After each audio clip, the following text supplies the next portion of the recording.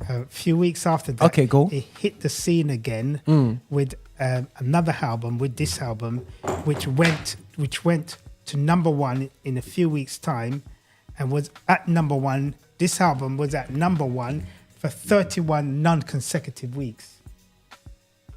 That's practically the whole 1956. Hold on a second. This album was at number one on the pop album chart, which is a 200 album chart, for 31 non-consecutive weeks. Jeez. And it was the first album in American music history to sell 1 million copies. The first album, look at this. The first album by Black Brothers did break this record. So before that's never happened. That's never happened. Sure. Affinity Extra, Be Extra. The views and opinions expressed in this podcast are personal and do not necessarily represent the views of Affinity Extra. Yeah. People, this is Roger Moore here and Affinity Extra celebrating our community Black origin, and we here back with the Edge. There's no ever better way to start back the season of Edge, the season where I notoriously hit interview after interview and interview. Is that I'm back with my brother who has been a fantastic mentor for me when it comes to deciphering black music history. And we are now back in. We had a break because obviously the studio was being redone and whatsoever. The building that we host the studio in, and now we're back. And we're back because we had to start off in. I got a phone call saying, "Listen, it's June." I said, "Well, yeah, it's my birthday month." No. It's not only your birthday month. It's where we celebrate black music history. You know what I mean? There's only good coincidence there, But and I think we need to do this. Yeah. So Kevin come up and now we're gonna go through a series. I believe we're gonna try and do a 4-part series. That's right. This is part 1 of the series. Now you can also go back in and get reference to the videos that we've done in the past about black music history.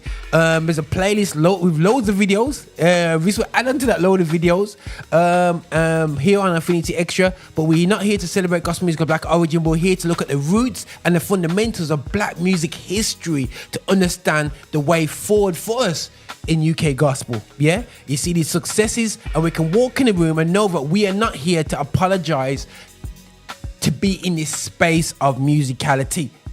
And too often in Christian music, we come into the space to go, sorry, we apologize for being here, but can you give us a little movement? No. We have to realize that we are the kings of creativity when it comes to music. And people go, whoa, that's big talk. Name me anybody else. You see, people get a hip hop beat and rap in French. People get a hip hop beat, rap in Arabic. People get a hip hop beat, rap in Chinese.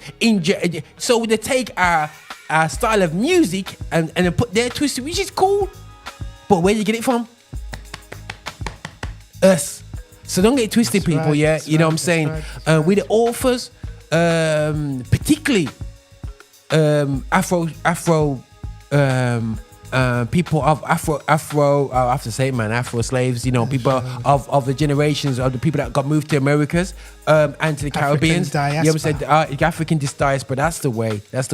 The diaspora has done amazing things, and we're here to celebrate it, guys. Anyway, still, yeah. So hopefully that introduction won't put you off, but we're here to celebrate. So we're gonna go through a bit of Kevin's record collection. Yes, somewhat. All right then. Yes. So I know you're thinking, did Kevin go, like, the church I went to, I don't think I could have his records in my yard still, yeah? So Kevin was obviously breaking the rules very early on, you know what I'm saying? So Kevin sneaked these into the house, but it's the way it goes. But 100% he's going to let me know and teach. I've heard some of these names before, but he's going to put some meat around it. So let's go, Kevin. Let's start to celebrate some of the movers and shakers. Yes. So if you can show this up to the screen, is here, yeah. So You know what I mean? It looks like that could be me, you know, bro. Could be. Ari Belafonte, Calypso album, 1956. Now listen, I've heard his Belafonte, yeah? You know what I'm saying? Belafonte, You know what I'm yeah. saying? Was that his real name, surname? Belafonte. Fonte, yeah. Okay. You know the people with stage names, you know what I mean? Yes, Calypso. So Calypso, yeah. So tell me about Harry. Give me a bit of background between this guy that's still here. As far as we know, his parents is of a Jamaican born. Jamaican born. Okay. They came to. Wait, he born in Jamaica? No, his parents was born in Jamaica. Both his parents? Yeah, but as far as I know, he was born in Harlem. Harlem. New York. Okay. New York. Okay. New York. Okay. Way back when. During the 30s, cool. Yes. In the 30s. Yes, because he's of my dad's generation. Because my dad was in his 90s and he died at 96. Ari Belafonte died at 96. Bro. Jeez. Yeah. And the thing is, what people don't realize as well, there were Jamaicans in New York these times because you got the Marcus Garvey. Yes, Marcus Garvey. These guys were moving around after World War One. They were moving into. They were traveling up into the Americas. You know what I'm saying? Yes, and you know, and I don't know if Canada as well. And yeah. Was that? What do you think that's connected to? You know, when they were building the canal, and a lot of Jamaicans went up. Do you reckon they would have moved? Would have traveled? And also, a lot of the Jamaicans work on the cruise ships and so forth. Oh, there's a different way, different things that they did. So after slavery, they found different ways of cool. And they were involved in the sugar cane production, farming production, etc. Going way back. Cool. All right, that's sweet. Now, sweet. What is fascinating about Ari Belafonte in particular? Go on. He was the sex symbol during the 50s. And he was the only artist, male. 60s, you say? Yeah, 50s and 60s. Okay. Yeah, he was the only male, one of the few male artists, including Nat King Cole, who actually could compete with Elvis Presley in terms of album sales. Would you believe it? In terms of album sales, yes. He was the only one who could compete. He's one of the few black brothers that can compete with Elvis Presley in terms of album sales. So you know when Elvis Presley he was on the same label. He was on the same label as Elvis Presley. He was a label mate. RCA? And Victor. RCA okay. Victor. Okay, so you see, just to give context to this, Elvis Presley was like the number one selling artist back in the 50s. Yeah, he was one of the number one artist there. But I wouldn't say he was the only number one. But he was one. He was right up there. Yeah. Right because obviously people, when I was younger, everything was the king of rock and roll. Yes, you know what I'm saying? You know what I mean? The self-proclaimed, the commercial music, popular music, claimed rock and roll. So we got this Harlem young man in the 50s now producing music on the same level, he's on a major label. Yeah. Remember, he's on a major label, which is RCA, major label, during then. That is the same major label that Jimmy Reed was on as well, you know. Jimmy Reed was on that same label. Okay. So major label. So Belafonte now, so I've heard his name so far, and I saw the title called Calypso. So what track would I've heard that would have been him? Now, I again, guys, I was on. Wow, I had to shout it live. Deo, a Banana Boat. Those things were popular tracks that came from that album, that Calypso album. Matter of fact, Deo. That's right. That's from that album. Yeah, it's from that. Yeah, it's from that album. There it is. Deo, that's right. Oh my word! So guys, brown skin girl, the Jackass song. I know a couple of brown skin Jamaica songs, female. Deo, yeah. That's right. From this album.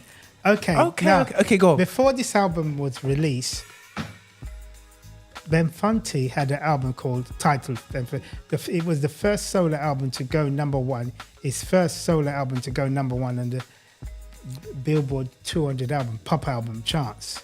That's back in the 50s. Yes, back in the 50s. It peaked at number one Yeah. weekend, the 24th of March, 1956 for 5 weeks. And it was also gold certified. 5 weeks? It was also gold certified. So it sold over 500,000 units. Okay. That's crazy. Now, Cool. it was dethroned by Elvis Presley, but listen to this. He came back and revenged that Go on. on round about a few weeks after that. Okay, cool. He hit the scene again with another album, with this album, which went to number one in a few weeks' time, and was at number one. This album was at number one for 31 non-consecutive weeks. That's practically the whole 1956. Hold on a second. This album was at number one on the pop album chart, which is a 200 album chart, for 31 non-consecutive weeks. Jeez. And it was it's the first album in American music history to sell 1 million copies. The first album, look at this. The first album by Black Brothers break this record. So before that's never happened. That's never happened. So a brother that's parents are from Jamaica. Yes, Has gone to the US. Gone to the US. Their parents went to the US. Yes, and he's now like breaking a record like that. Yeah, and it was in the 50s. Yes, and this record was at 58 weeks in the top 10. It was 58 weeks in the top 10. And That's over a year in the top 10? Yeah, and 99 weeks in the top 100.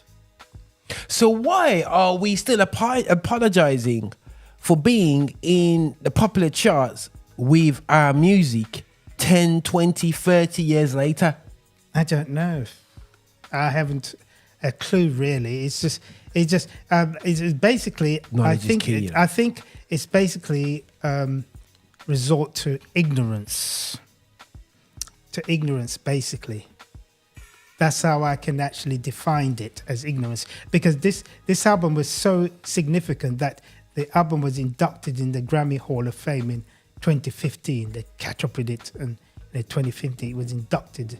And it's also an album of historical significance, and it's basically in the Library of Congress as a historical significance and cultural impact. The actual album itself.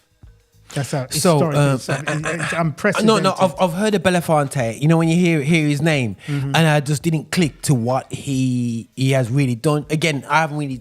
I never grew up around. Yes, I can understand that. We did music around me. Commission, Fred Hammond, usual stuff. Yeah, but to hear his actual impact is like, hold on a second, yeah. Yes. Why are we apologizing again for this space? So in terms of this record now, obviously we talk about the US. Yeah. What sort of impact did it make in the UK? I just want to confirm some. Okay. Was he popular? Because I know sometimes US. Well, he also the Calypso album, which we have here. The Calypso album reached the top of the music charts in most of the European countries: European, Asia, Africa, and the Caribbean. So this song obviously it transcended into all cultures. It was a global hit. White collar. Yeah. So this was like the Thriller. Yeah. This would be like the Thriller of the 50s. Jeez. It was massive. And the thing is, let me go more into West Indian people. Yeah. Mm-hmm. Often we see commercial hits, and we go like this. Sure, they're a sellout, yeah? What did Caribbean people did they like this album? Of course, because it was big in the Caribbean. It's big in the Caribbean, so yeah. Go. Yes, make sure you talk that yes, mic, Yeah, Deo, it was big in the Caribbean. Yeah. No. I remember my parents talking about it. It was a massive. It's a massive. Okay. Globally. So, this is another thing. Go on. Where this brother had. Apart from the two albums we mentioned, Belafonte, which is the first one that went number one, and before Calypso, Calypso album, Aretha Calypso became another number one. He had a total of seven gold records to his credit 1, 2, 3, 4, 5. Belafonte returned to the Carnegie. Hall. Okay, Carnegie. Okay. Cool. Yes, and Jump Up Calypso. Okay. Belafonte returns to the Carnegie Hall. Yeah. And also he has another one where live at the Carnegie Hall, and even with Belafonte. So he had about 6 to 7 gold albums, wow. and some of them were million sellers. Wow. He was just amazing. Wow. And also another record he broke, that the Christmas single Mary Boy Child reached number 1 position on the UK official pop single charts on 7th of November 1957, the year I was born, around that year. And 7 weeks. He spent a total of 19 weeks on that particular chart. Ari Belafonte also became the first Go on. male black artist to have number 1 in the UK, right, in the UK, and he was the first to become a 1 million copies single. 1 million copies, the very first. He was the first person to do that. So he broke records in the 50s now. In the 50s, So he broke records on both sides of the Atlantic. let's bring the context in. It may be a really tough context for people to swallow, and you may think, Roger, don't go there, but I'm going to go there. Yeah. You've got a guy who is top of the charts. Right. Yes. As on the same shops on the corner in the UK are saying, no Irish, no dogs, no Irish, no blacks. Yes. At the same time. And they're buying that single. And they're buying the single. Yeah. That's the hypocrisy. Well, I call sometimes racism to me sometimes is departmental. Actually, the racism in one section. That's a good point. The racism in one section, and yet. It's like, for instance, where I used to Bro, live. that's crazy, where I live. Yeah. I remember somebody who doesn't talk to me, but he was playing Bob Marley. He was a Buffalo Soldier next door, and the brother doesn't want to. And I said, that's fascinating. You like the music, but you can't stand me. How does that work out? But anyhow, welcome to the hypocrisy of departmentalism. Wow, these are crazy, because I'm thinking these guys now. This is learning for me, because Harry Belafonte, yeah, I've heard of his name. I'll hear his name. Don't get twisted. But I haven't had need to study about him, going to him. So be part of the Black history. So I can walk around and go, hold on a second. We've had successful music in the charts, and it doesn't mean because it's number 1 in the UK doesn't mean that you can come into the country and be treated like a human being. Crazy. Because I'm saying people would dance to that tune and then say to the job centre, yes, this job is not for coloured people. But yet they are buying. This is the social contradiction and mental slavery on their part, because they're enslaved as well, because they're ignorant of the fact. And it shows as well, bro. We can be in the charts. Let's be real. We can be in charts. We can be doing well in certain countries. Yes. That doesn't mean that black people got it good in that country because they accept our music, accept our creative arts. This is evidence, complete evidence, because this is the 1950s, the generation that is dying in our community, if not already died, have got scars of this time.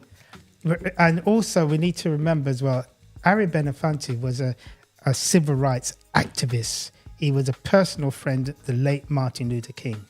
They worked together. They fought against racial segregation. That he was an outspoken brother on that matter. He didn't miss a beat. He spoke very vividly and strong about racial oppression of any group. He married women of different race. Yeah. He didn't really care. It's just the way he was.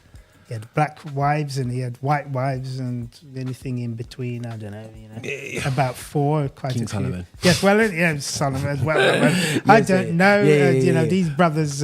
Like the Quincy Jones of the world. Yeah, man. So we want to open up that kind of worms now, people. Yeah. But either way, guys, we just again, this is great learning. But let's kind of So we got Belafonte, guys. So we've seen his album cover. Let me just raise this up again. Let me just touch his album. So I'm about evidence that Roger can just touch his album. Bam. You know what I'm saying? This is 68 years old. He's got my tune. Yeah. 68 years old. This album, you remember, this album is 68 years old. So if you're watching YouTube, you'll be able to see this, yeah? So guys, go to the YouTube channel. Okay, bro. So this is celebrating Black music. Black History music? Black History Month. Black History Music. Music Month. Music Month, yeah, cool. Yeah. Black History Music Month, yeah, cool. So there's that. So let's put that one side. I can't believe Dale. Yeah. And the joke is, people twisted that in when I was growing up and made it all very kind of like derogative. You know what I mean? Saying, bro. So I didn't like that song because people changed. You know what I'm saying? It made it into derogative to me as a child. And you might be thinking, you know what I mean? Listen, guys, I grew up around people that that when they hear it, they twist it and they use it as a weapon. So when I hear Dale, I kind of get vexed because they used to use it as used to make up a version that would be derogative. So I shall go and listen to it in the pure essence of it on my all digital platforms. Perspective of Life on my title, but no, let's see if we can pick up the next album, bro. You got for me, yeah? We're celebrating. This album is a CD actually of Aretha Franklin's first album, first gold album, beg your pardon, when she signed to Atlantic Records. I never loved a man the way I loved you. This is Aretha Franklin's first gold album, beg your pardon, of her career. That is regarded as 10 years after Calypso album. 10 years after. 10 years later. Okay. 1967. Now, this is what is interesting about this album.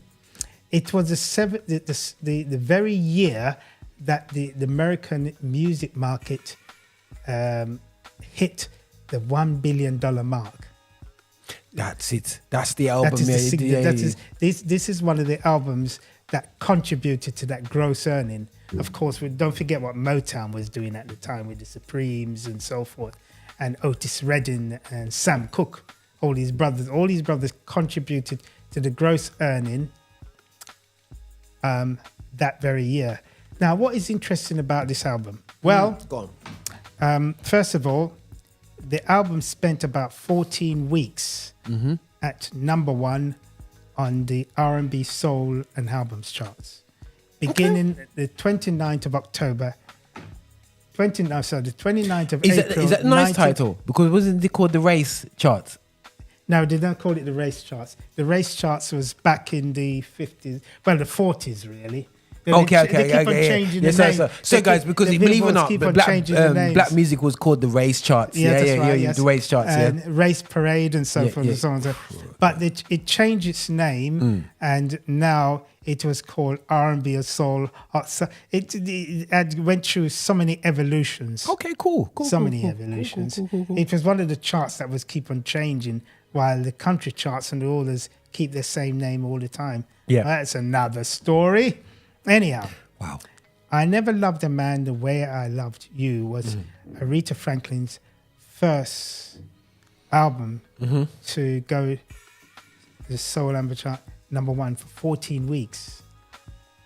It spent on the pop album chart, which is the album 200, which it peaked at number 2, weekend in the 27th of May, 1967.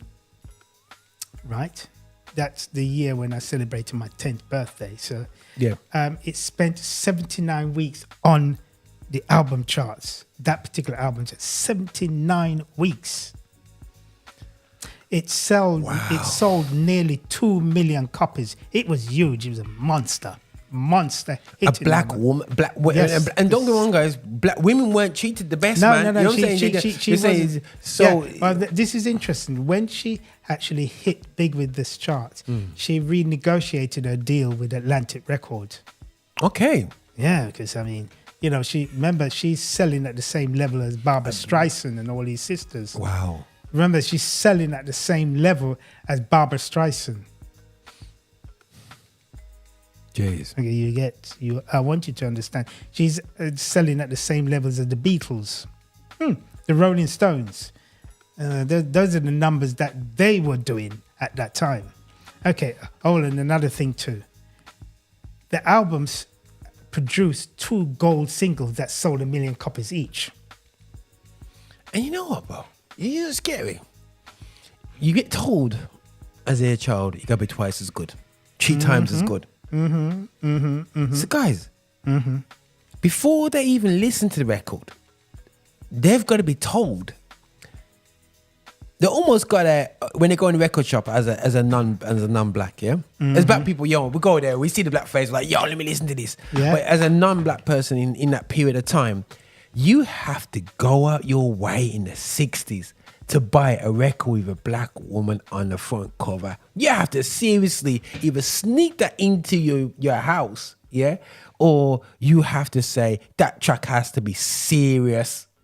Well, the thing, what is interesting about Aretha Franklin, she was making music as far back as the days on Chess Records, just her father. Yeah, so she's making music when she was nearly just about in her primary school days and secondary school days. Wow. So that's how long she was in her voice. I remember she get mentor training by the late James Cleveland and all these people. Those are the people that she used to hang around with. You know, Sam Cooke. So Aretha Franklin did the video Amen in it. Yes, and she did Amazing Grace album as well. Was it Amazing Grace? Sorry, Yes, the Amazing Grace, something, Amen. Yes.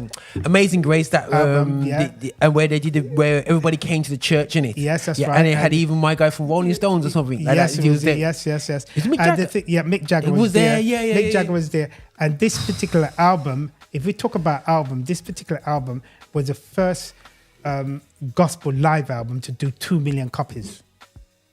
The live gospel album has sold more than most of our albums. Wow. The last time it took about something close to 20 odd years before another gospel album did platinum level.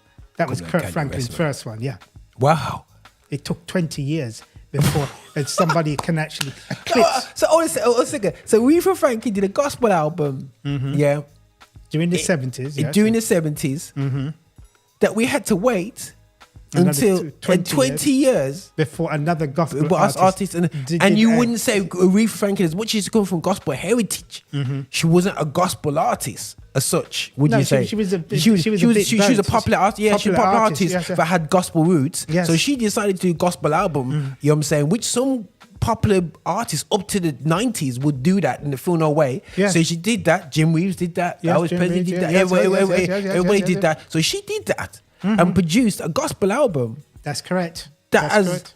Is basically standard test of time. It's actually inducted in the Grammy Hall of Fame. Even this album is inducted in the Grammy Hall of Fame. Wow. She's actually amazing. Transcend. And she's produced, listen, brother, she's produced 2 gold singles from that album. You remember Respect? Yes. Respect, yeah. which was written by Otis Redding, may I remind you? Come on, man. Songwriters Yes, kicking people, kicking, know yes. the industry, Ching, know the ching, industry. ching, ching. Know your industry, Obviously, people. yes. Listen, we can write for each other, Yes, people. yes, We can yes. go to people, Yes. great writers, and say, Yes, listen, yes. you might not be, I can deliver you a great song. So, Yes. you know, people need to give up the songs. You know what I'm saying? We don't do in the UK enough. Is songwrite for other artists. So Otis Redding's single, he did it as a single as well. But Aretha Franklin took it to the top. This was the first and only Aretha Franklin single as a solo artist solo artist capacity to go number 1, June the 3rd, 1967. 2 weeks, and it was a gold record as well. The gold record, that means she had 2 gold records the self-titled record single, that was, both of them were number one on the R&B soul album charts, singles charts, hot as it was called then, Billboard Hot Rhythm and Blues. Yep. Yes. Okay. Okay, now that's cool. So we're gonna keep it moving. Oh, somebody liked that already. Yeah. Oh, yeah. Somebody's like that. Already. So let's keep moving. So we've just been talking about this album, so I'm gonna touch it there. So Aretha Franklin, there you are. Aretha Franklin, bro. CD. Okay. Boom. Let's keep moving because time's going. So brother Isaac Hayes now. Okay, cool. Hot Butter Soul. I remember when my uncle introduced me to this in the late 60s. You know, you must have got this fellowship for that one. It just give me quiet. Listen, man, I want you to listen to this album. You know, Jamaican. Say you must listen to this album now. And I'm looking at this man. I said, this brother is bald-headed. You say, and? I said, bald, yes. But not realizing that is will be the style of the future. You know what I'm saying? Yeah. And they said, listen to this. This is the first album by any artist, both black or white, that had 4 tracks on it. Look at it. Okay, the first EP. That's basically the first EP. Yes, the first. It was like you could say an EP, but it's an album. Yes, it's an album. Yeah. That's first extended play. Okay, cool. Yeah. Sweet. Listen, one of the tracks is the infamous 80 minutes by the time I get to Phoenix. Yeah, you know what? When I did some Isaac Hayes, I must admit, a couple of years ago when we spoke about Isaac Hayes before, yes. And when you spoke to me and I did a bit of online research on him, and when I got to, I remember the front cover of the album when I was there. I looked, these tracks are long. You know what I'm saying? Yes. You're saying 4 tracks, but no way. Okay. And Brave. And the Walk On By, which was originally recorded by Dionne Warwick for Alan Burback. He did an epic 12 minutes to do that. Of 12 minutes of moment of pure perfection, with trademark string led. I mean, the orchestration was velvet, brother. Okay, cool. Total orchestration. Orchestration. So the bass line and so on was it just but smoking dope. Because I listened to that album and I was like, you listened to it. The following the bass, and then you just like 3 minutes in, you hear something go woo. You know what I'm saying? So the album to me was like a film score. Okay, cool. Yeah, 100%. Film score. The string. And the brother who did the string, John Allen, was a staff member of Motown. He was a master arranger, worked with Gladys Knight and the Pips and Temptation song. He's a serious brother. Orchestrational arranger. You know, the best in the business, one of the best. But I know Isaac Hayes for another track. And Isaac Hayes is that guy that has basically no top on and a big chain and say it here again. Shaft. Yeah, man. Absolute classic. This is revolutionary. Okay, why is Shaft so significant? Well, trademark album by the late Isaac Hayes. A film score, a sonic masterpiece. Would you agree with me?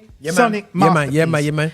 A 1972 Grammy Award. The theme track won for the best sound engineer, for non-classical best instrumental arrangement. Right? The film score also won best instrumental composition written, especially for a motion picture for television. Okay, motion picture or for television. The National Association of Television and Radio gave Shaft its album the Album of the Year award. At the Grammy, at the Academy Award that year, Isaac Hayes became the first African American to win an Oscar for a non-acting category for the theme from Shaft. Okay. So he was the first. The brother was the first. Yeah. These guys break the first and won award for the best original song. Okay. And then on top of that, the album, although it said it did gold by 1996, the album sold several million copies. Actually, the theme of Shaft was a certified in England. It sold over 250,000 And the copies. thing is, Shaft, just The having, theme, like I yeah. said, with the movie itself and whatsoever, yeah, guys. Actually, the movie itself, you know what I'm the movie saying? itself is a blockbuster. Itself. So there's the finances from there anyway. Still, yeah. Sorry, I just said all the songs are written by the late Isaac Hayes. And Wow. listen, the album was added to the National Recording Registry by the Library of Congress for being culturally, historically, and ethical significant. Come on now. So it's a landmark album of cultural significance. And I think that, guys, again, we want to culture understand that these guys weren't born with wealth around them. These guys had to fight amongst and have to be consistent. That has to do the time and for their development and get the opportunity. They've done some of them have done like 5 years, 10 years sitting in the studio at some of the superstar studios and just waiting for the time. Some of these guys have been without for so long. You know what I'm saying? You know what I'm saying? So he's a self-taught musician. He self-taught himself with the sax, pianist, songwriter, self-taught. Yeah. I'm a soul man. Soul man is coming. All those I'm a soul man, and all those hits. Before he actually became a solo artist, he had wrote million sellers with David Porter. Exactly. Million seller songs. He's paid his dues. And he was a session musician working with the Booker T and the MGs at the Stack Studio. So he was totally a master pianist and organist, and he was a saxophonist. Self-taught. Okay. I repeat, self-taught. And he became a composer for a film score, one of the greatest film scores of that time. This is what I'm saying, people. If you really want it, you'll work it, and you don't. I would recommend people to listen to Shaft because the instrumentation is. And the thing is, I think self-taught doesn't mean that, sometimes we take for granted self-taught. We think that somebody's naturally gifted and just go and sit in the piano and it all comes because they're natural. Sometimes self-taught, majority, if not all, 99.9% of the times is self-taught is, yes, you got the raw talent, but you have to practice day in, day out without the guidance of being actually taught. Yeah, so you have to listen to pieces, and there's a natural ability within that, but you still have to practice. You still got to practice to get the fingers stronger. You still got to practice, understand. You still got to listen to music. You still got to engross yourself with music to understand the music itself. So at the end of the day, so sometimes we look at, they're just self-taught, so they're superior. No, some self-taught people are not only self-taught, but also they worked, practiced. They eat, sleep, drink their instrument, their tool, and that's why the best of what they are. I'm a self-taught videographer, but you can ask my missus them. All they do is see me look at new cameras every single day, new technologies, listen to different perspectives of guys. Every single day, I'm eating up my craft to make sure I become the best, the smartest, the cleverest, and the best at my workflow. You know what I'm saying? So if you are a great musician and you're self-taught, you are listening to the latest beats, the breaks, the this, the that, listen to all sounds of music, understand it, how it works on your instrumentation, your structures and stuff like that. So you're studying. So it's not just sit down and God has given you the gift and then you just play. It's way deeper than that. So sometimes people look at you have to be a student. You have to be a student of your work. Because sometimes, bro, people look at black people and said, they just pick it up and it's easy. No. We've got to pick it up without a teacher. Yes. You know what I'm saying? And then have the pressures of playing, like say we know what we're doing. You know what I'm saying? And then we practice hard. That's right. You know what I'm saying? Because we haven't got the guidance. No. You know what I'm saying? But what that did is created super musicians. And then once he did the lettering, the notation, once you got your head around that as well. Listen, bro, the rest is history, man. This is interesting about the theme of Shaft. It was number one in Canada on the RPM 100 singles chart week of December, the 11th of December 1971 for 2 weeks. And also it was number one on the Billboard 200 Hot 100 singles chart the album as well was number one, you know, for a week. It spent 68 weeks, 60 weeks. That's on the domination, man. charts. And we spoke about these films like Shaft, and in that period there, just to get these films out. Yeah. You know, It was black enough. films. It was hard work. So these guys are perfect. Yeah, and the thing about the industry was categorizing them. Yeah. Oh, you know, black exploits and all different things to. I mean, they said, well, we got to deal with Curtis Movie Superfly. That's another thing. But this here, the theme of Staff was also inducted into the Grammy Hall of Fame in 1996. It was so landmark. It was inducted into the Grammy Hall of Fame. Crazy, in crazy, bro, guys. 1999. This is absolutely, This is absolutely, phenomenal, absolutely phenomenal. crazy, man. That's crazy. But listen, guys, listen. There's a couple And more. don't forget. This is the Memphis sound we're talking about. Yeah. Oh, that's what I make sure we know because we've got Aretha West Coast. Franklin, So and the Aretha Franklin one was the Muscle Show sound, Okay. which is on the Southern State. Okay. And this is the Memphis sound, just up the top. okay, of guys, Muscle Show. we're gonna pause off on this part here, because we've got another part to go. Oh, yes. Yes. And next part we're gonna be looking into is the West Coast. You know what I'm saying? California. Sorry. I'm way ahead of that. So when it comes to, I'm more in the hip hop generation when it comes to West Coast. Yeah. California. Anyway, California. Anyway, but we don't get too excited. So guys, do check out the next video that we're gonna be doing on this, and do check out all our videos that we do. And not to forget that Kevin Tomlin is also he's got books. If you put Kevin Tomlin into your Amazon, you'll see his books, as he's written a number of books now. There, he's got another book coming out soon as well. Number 6. So, you know what I'm saying? So let's back him up there still all day long. And again, yo guys, listen. Oh, but don't forget that the Shaft information and the Aretha Franklin information is in 2 separate books. The Muscle Show book, and which is the Icons of Muscle Show, and then the next one, Icons of Memphis. You find Isaac Hayes stuff, Brilliant stuff, and Al Green and so forth. Al Green and stuff like that. Cool. Yeah, we won't go there. So we won't go there. But listen, nothing but love. This is Roger. Over and out, man. Over and out. Hey, this is your Bishop. This is your Bishop from Rock Solid. Thank you so much for watching us on YouTube. Thank you so much for clicking and subscribing, and also sending these videos to other people as well. We are so hungry to get your support. So remember, check us out on our website, and also check us out on Insta, and wherever you want to find us on Spotify. You can play us all day as well. And just make sure that you are supporting this channel, that we are developing our agenda towards music of black origin, and that is gospel music with a message. So please walk with us on this journey. Bye now.